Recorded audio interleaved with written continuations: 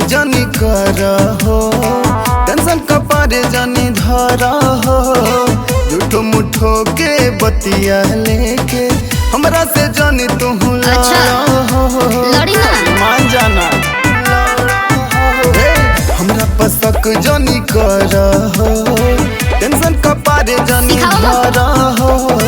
झूठो मुठो के बतिया लेके हमरा से जानी तू लड़ा हो। तोहर कान भर ले बिया कवनो लाबरी।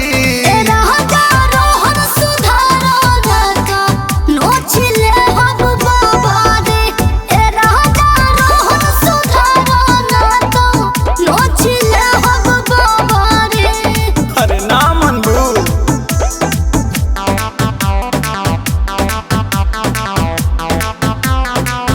म्यूजिक बाय गौरव रोशन।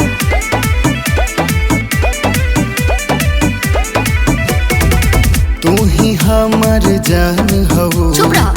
तू ही तो परान हो।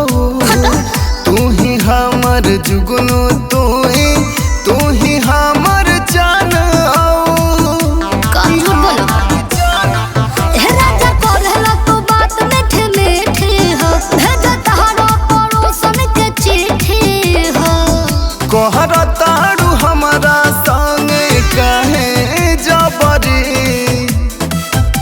हे राजा रोहन सुधर बनत, नोचले हब बाबारे। हे राजा रोहन सुधर बनत, नोचले हब बाबारे।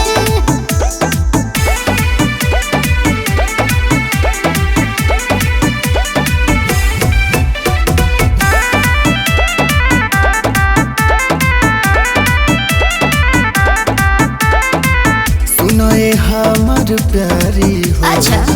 ऐसे न दो तू गारी हो।